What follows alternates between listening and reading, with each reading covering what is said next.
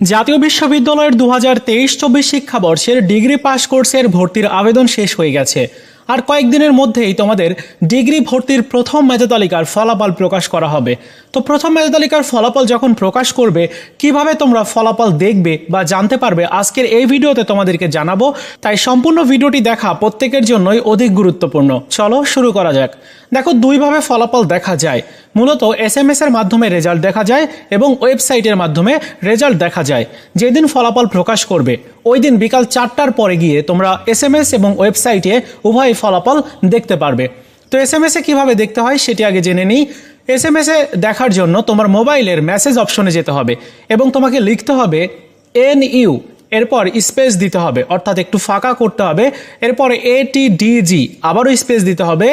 এরপরে তোমার admission roll number দিতে হবে এবং 16222 নাম্বারে সেন্ড করে পাঠিয়ে দিতে হবে। আর ফিরতি SMS এ তুমি তোমার ফলাফল জানতে পারবে।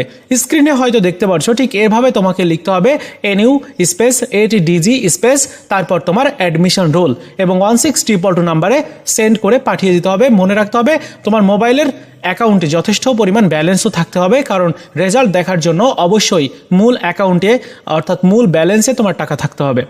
আশা করি SMS এ দেখা নিয়ে কোনো প্রবলেম তোমাদের হবে না। যেই দিন ফলাফল দেওয়া হবে সেই দিন তোমরা SMS দিয়ে রেজাল্ট খুব সহজেই দেখে নিতে পারবে।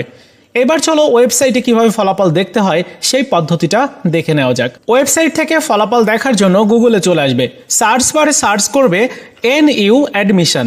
এটা লিখে যখন তুমি সার্চ করবে তখন প্রথম যে ওয়েবসাইটটা আসবে এটা হচ্ছে ন্যাশনাল ইউনিভার্সিটির তাদের অফিসিয়াল ওয়েবসাইট। এটার উপরে ক্লিক করবে। এরকম একটা ওয়েবসাইটে নিয়ে আসা হবে। এখান থেকে তুমি প্রফেশনাল ট্যাব থেকে ডিগ্রি পাস ট্যাবটাতে সিলেক্ট করবে। মনে রাখবে অনার্স ট্যাবে থাকবে, এখান থেকে ডিগ্রি পাসটা সিলেক্ট করবে।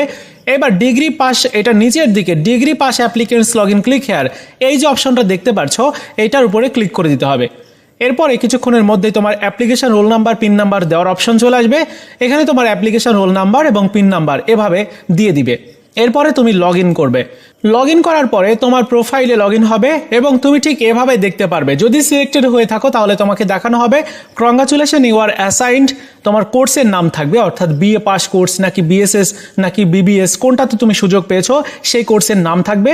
কোন কলেজে তুমি সিলেক্টেড হয়েছো সেই কলেজটির নাম থাকবে এবং লেখা থাকবে যে according to first merit list. আর নিচের দিকে দেখতে পাচ্ছ এরকমটা লেখা থাকবে please click on admission form to provide regard additional information. আর যদি তুমি সুযোগ না পেয়ে থাকো তাহলে তোমার ঠিক কীরকম দেখাবে? সুযোগ না পেলে তোমাকে দেখাবে you are not in the merit list, অর্থাৎ স্ক্রিনে যেভাবে দেখতে পাচ্ছ এরকমটা তোমার দেখানো হবে।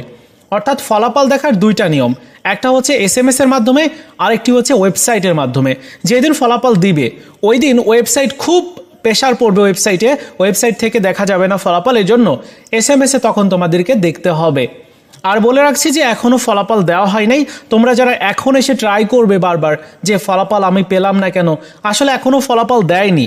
আমি গত শিক্ষাবর্ষেটা দেখালাম, জাস্ট তোমাদেরকে আগে থেকে জানালাম যে ফলাফল কিভাবে দেখতে হয়, ফলাফল দেখার জন্য কি কি প্রয়োজন হয়। আশা করি তোমরা বুঝতে পেরেছো। এই ছিল আজকের মতো ভিডিও। দেখা হচ্ছে নতুন ভিডিওতে। ভালো থাকো সবাই, ধন্যবাদ।